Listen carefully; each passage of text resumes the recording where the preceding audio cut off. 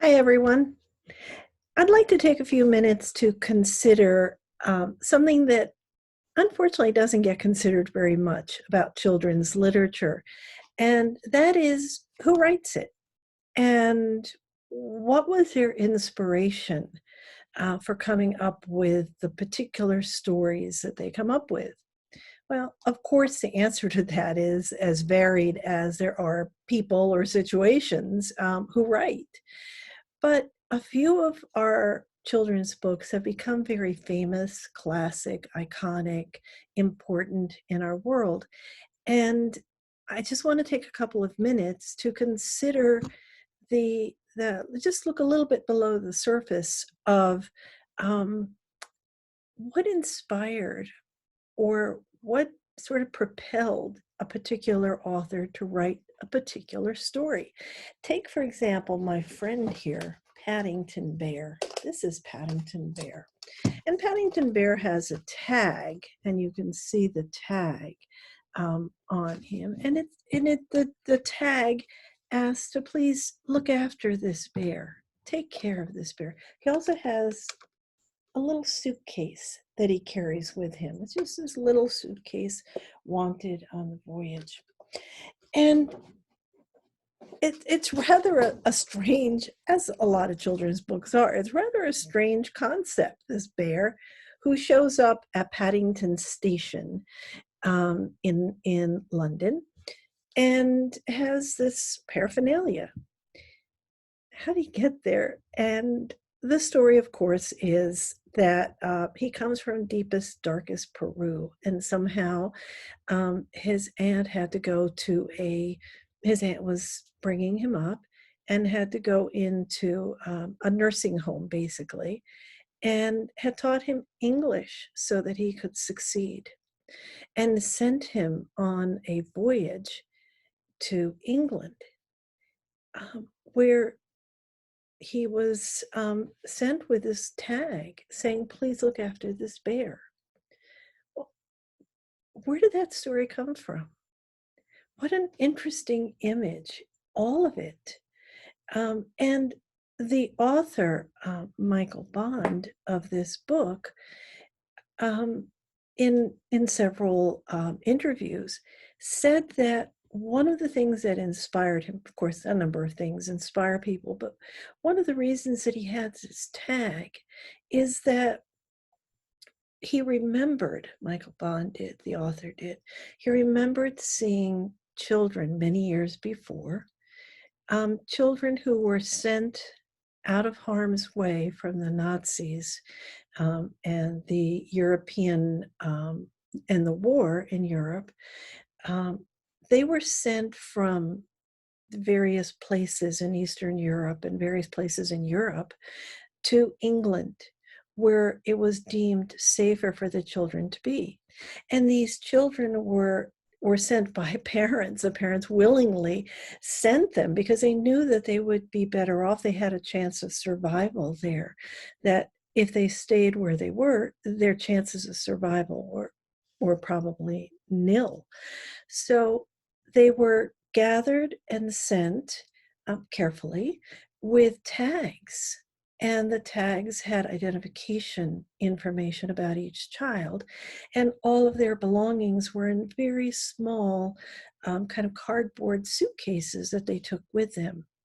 And Michael Bond, the author, remembers seeing this image of these children standing around in groups with the tags and imagining the horror of that sensation, and also imagining the parents having to send them off to this other kind of life. Well, that's interesting. He takes that into a children's story called Paddington. And Paddington has many adventures. And if you've read Paddington Bear, or if you read it now, you'll see that a lot of his adventures have to do with him not understanding the culture. Of course, he's a bear who has come from, as he calls it, deepest, darkest Peru. So he would not have very much understanding of the British culture. And if you were a young girl from Poland who was 5, 6 years old, suddenly sent to England, you would not have much understanding of that culture either. It's a very different world. And somehow Michael Bond used that experience of seeing these children and translated it into the story about Paddington. Now, he doesn't, in the story, we don't see these children. He doesn't beat us over the head with this concept at all. It's a bear, a bumbling bear, as it were, because he doesn't understand. But he puts the idea in our heads. And more importantly, for what I'm trying to tell you, the idea was in his head. He saw something, and it stayed with him. And that notion was so important in his world that he created this story. Very interesting, right? It's an interesting story and an interesting beginning to a story about a bear for children. Or take E.B. White and Charlotte's Web, a very beloved story about a spider. I don't know about you, it makes me cry every time. I've I've read it many times, and every time it just gets me. This story of life and death and resilience and friendship and caring and honor and integrity. And it's a spider. E.B. White was a famous writer for adults. He wrote for a literary magazine called The New Yorker, and he wrote pieces for adults. He was not a children's writer. But he had a farm, and on his farm, he observed. He lived in New York City much of the time, but also on his farm. And he would travel back and forth, and he observed. And one of the critters that he observed was the spider that fascinated him. He was fascinated by how spiders create webs and egg sacs. And the whole process was magical to him, and he couldn't stop watching it. That became the basis, that watching became the basis for the story. He didn't set out to be a children's book writer, but this is what happened when he was inspired. And this is where that story came from. So it's quite interesting to think about him writing this story and creating these characters that surround Charlotte and anthropomorphizing them. That means, of course, giving them human characteristics, non-human beings, giving them human characteristics like speech, like being able to talk. So another one, I have my notes here, so I want to make sure I cover this. Another story I want to talk about is Peter Rabbit, and that's of course, written and illustrated by Beatrix Potter. Now, Beatrix Potter was not a children's book writer per se. What she was, actually, in the late 1800s, was a very serious naturalist. She studied nature carefully. She was a scientist. Women were not allowed into scientific institutions. They were not allowed to be part of scientific institutions at the time. That did not stop her from observing and recording and drawing and painting very fine details of the natural world. Her specialty, by the way, was fungi, fungus, and she found them really interesting. Wrote a paper which was accepted at a scientific conference. She was not allowed to present it because she was a woman, and someone else had to present her paper. So she was a very serious scientist. And this very serious scientist observed, which is what serious scientists do, and most of us do, but she observed the natural world. And at one point, she wrote a letter to the child, the son of a nanny that she had many years before, a beloved nanny.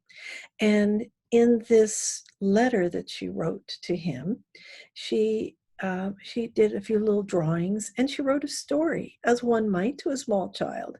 And because the natural world was her element, she chose a rabbit which scurried about her land. And she chose a rabbit and gave him human characteristics, um, and named him. And later, she developed this story of Peter Rabbit and created a lot of children's stories as a result of this one character. This is not how she started out to have her life. She was someone who was a naturalist, and she took that and started creating children's stories and the beloved Peter Rabbit from her observations of nature. This is how she took her life. I want to also talk about, I don't want to forget Winnie the Pooh. So, Winnie the Pooh, written by A.A. Milne, um, there is a lot of discussion about the origins of this story. Certainly, it's about a bear, and certainly it's about his son, Christopher Robin. In the book is the main character and his son, and his son's toy bear, which he also loved. And he and his son had seen a bear at the zoo, and it was kind of a bonding experience to enjoy the bear and the world that the bear was in, and to talk about the bear and such. But Winnie the Pooh seems much more than that. And certainly it's a story that he wrote for his son. And yet, a lot of different types of researchers have taken this story in different ways. They look at it as Zen parables, they look at it as religious stories. They look at it as psychoanalytic stories, each of the characters perhaps taking on a different characteristic of different issues that humans might have. Eeyore is very sad, rather depressed bear. No, he was a donkey. Yeah, a rather depressed donkey. Um, and Winnie the Pooh having a very specific kind of character. So it's been posited, it's been sort of thrown out there that A.A. Milne might have been suffering from post-traumatic stress disorder, or at the time, it was called shell shock. He had been a fighter in World War I and came home quite damaged emotionally and psychologically. It took a while for him to recover from the horrors of that war. And some have thought that perhaps writing this book was a way for him to deal with some of those horrors, and to process the various personalities that were around him. I don't know that. There's no um, interview with him where he says, this is why, at least I don't know of any, this is why I wrote this book. But it's been posited that perhaps trying to figure out, well, where did this book come from? Why did he write this?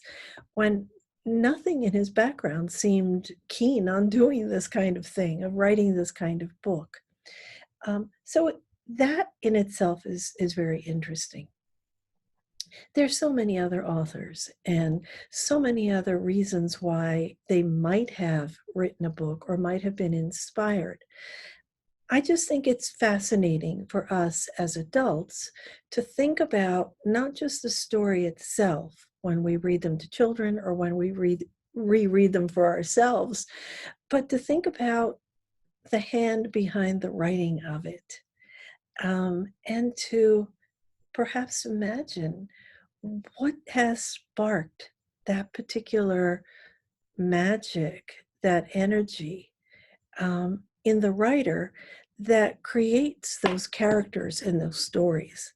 Um, I think that's interesting for all writers and for all books. Why any writer writes anything is always interesting, I think, to many of us.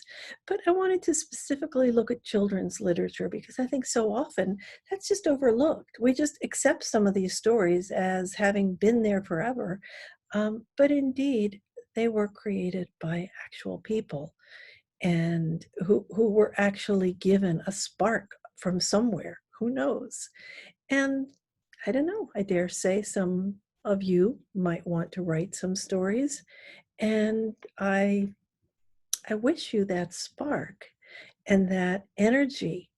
And I really wish you that magic to create stories such as these iconic stories that have inspired so many for so many years, and have been loved by so many. So I wish that for you. I'll see you next time.